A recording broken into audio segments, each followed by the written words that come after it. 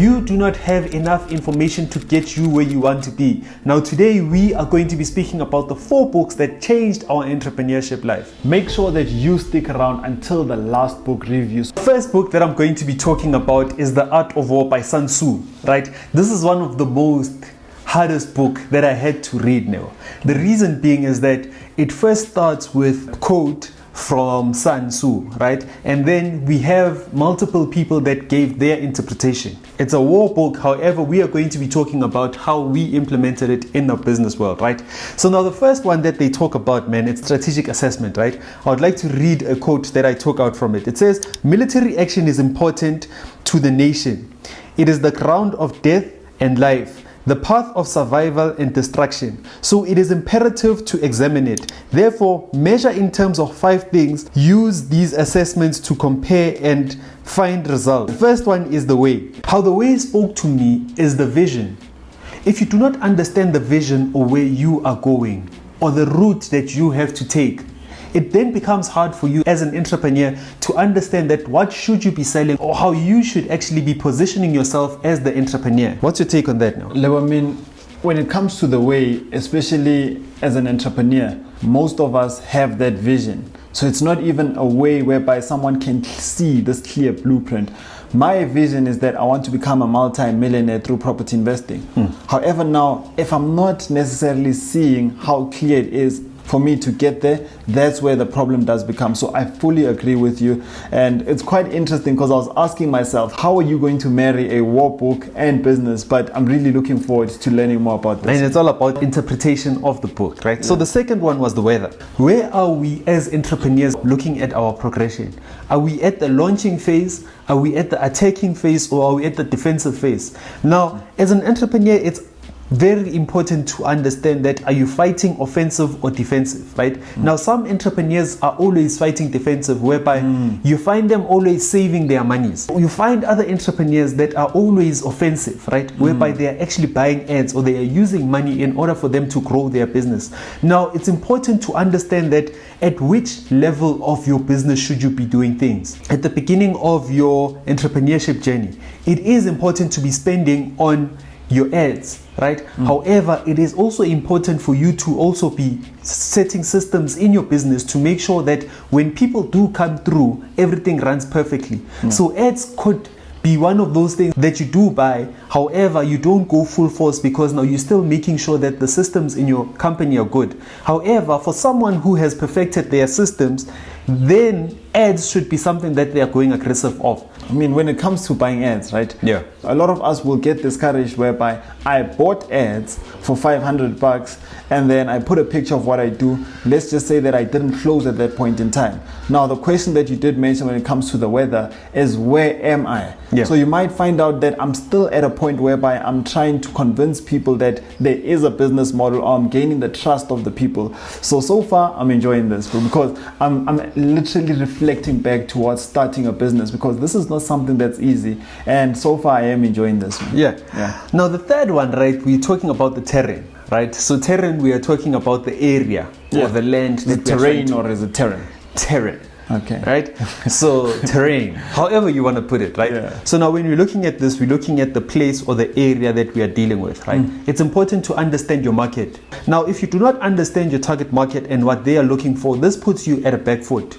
Book number 2, we're bringing it home. I really enjoyed this one because this is someone from South Africa, is Marnus Brooklyn. So what I like about this book, right, is that most of us learn on the ground. Yeah. However, what they did here is that he wrote down 90 rules of what he's learned through his journey, right? And now there's a specific rule, which is rule number 21, that I would like to touch base on because unfortunately I can list it with being a property investor. He speaks about understanding the numbers. Yeah. The thing about being an entrepreneur is that most of us are so in love with the vision, or most of us are so in love with the end product, that we do not pay attention to the numbers. What's going to bring us from step 1 to step 2? It's the numbers. What's going to make us scale? It's numbers. Cash flow is the only thing that will enable us to scale, or capital gains is the only way to enable us to scale. There's been a famous saying when it comes to properties that you make your money when you buy. So what does this really mean when you're saying that you make your money when you buy? is that at what price did you buy? Because at the end of the day, property is about numbers. Here's another interesting fact. As entrepreneurs is that not all entrepreneurs are financial people. Very few understand finances. So when I'm speaking about finances, we go back to property. At what price should I be buying? A lot of people don't know at what price should I be putting. A lot of people don't know what's the true value of the property. A lot of people do not know the difference between return on investment and cash flow. Because when we're looking at profit, especially when it comes to property, profit is not the money that I'm left with from month to month after my operational costs. People can't necessarily separate themselves from the business. What do I mean by saying that? As soon as I, as the landlord, I'm putting in money in the business, the question that I should be asking is that when will it come back? At what price am I charging interest? And most importantly, what is the return on investment? And with that being said, this is where a lot of us get it wrong, is that cash flow does not always mean scalability. So as much as sometimes you can get in a deal that is giving you cash flow, however, you can be in a deal whereby it is giving you cash flow, however, you're not able to scale. Now, you touched on something that's very important, right? And we're talking numbers right now.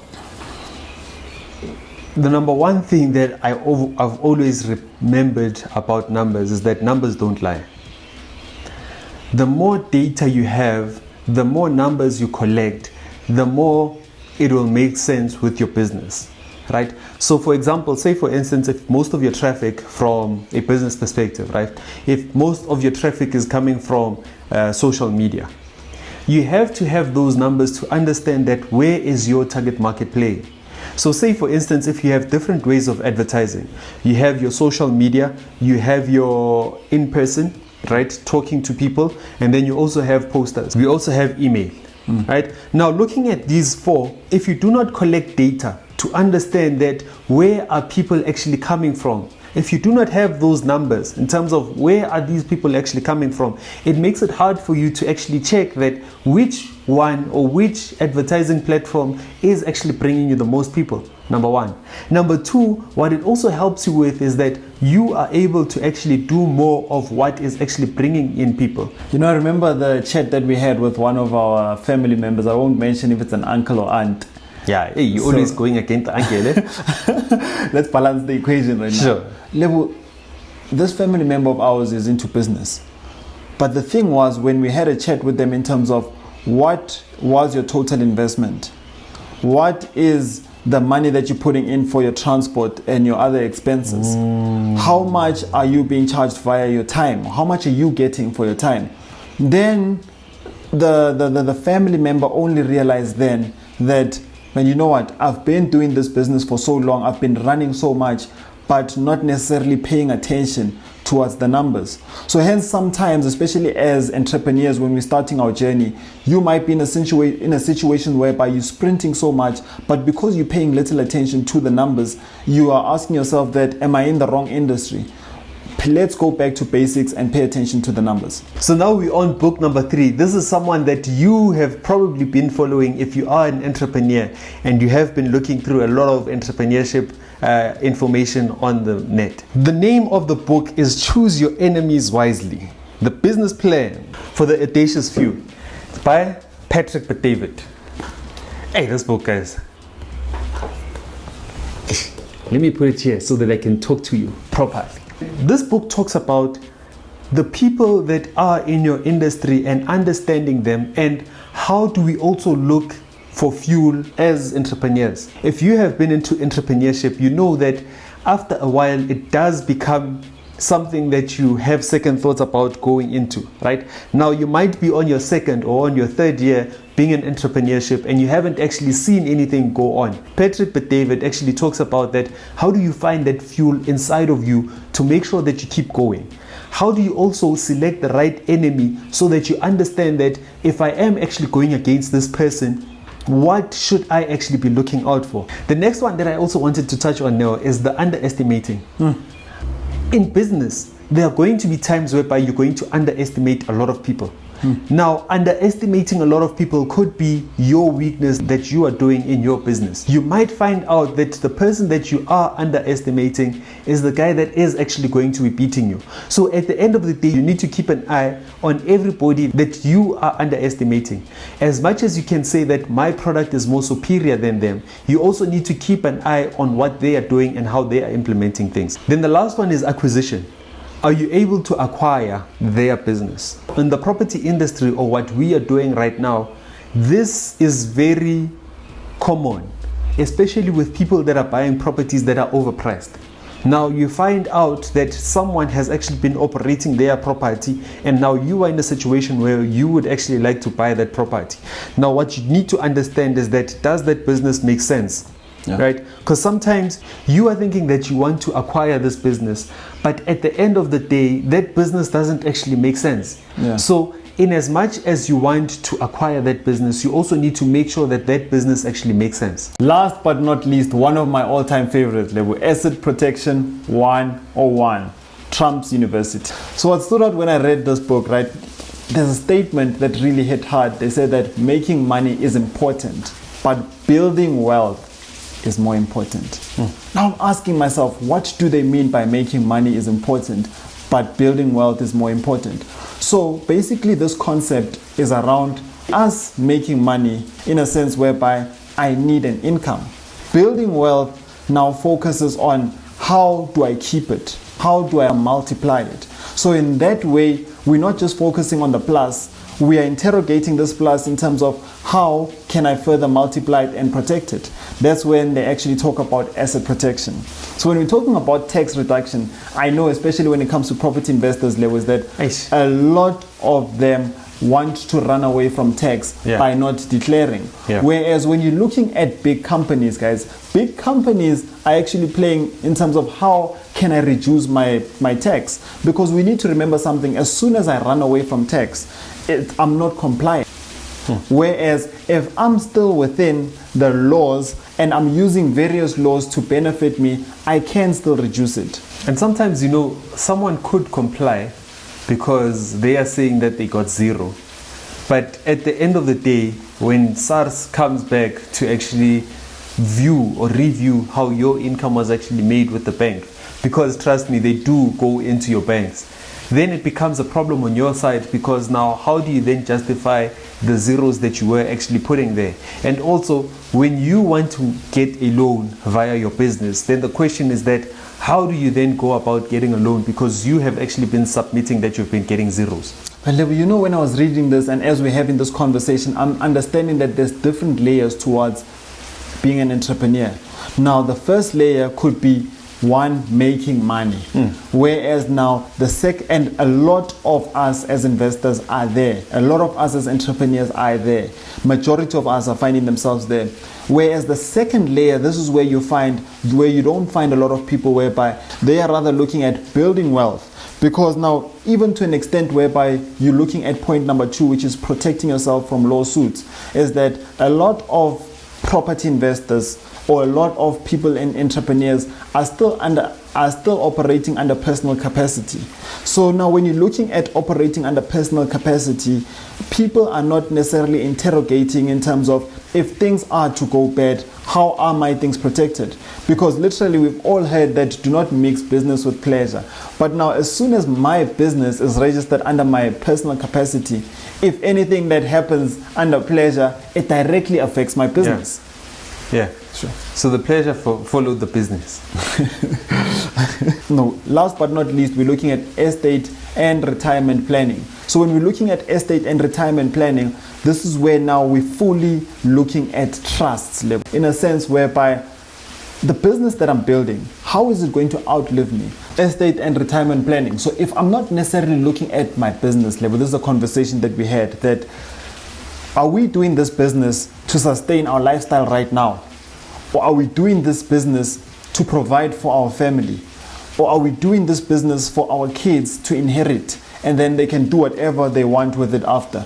Or are we building a legacy in a sense whereby even with our kids, this will outlive them?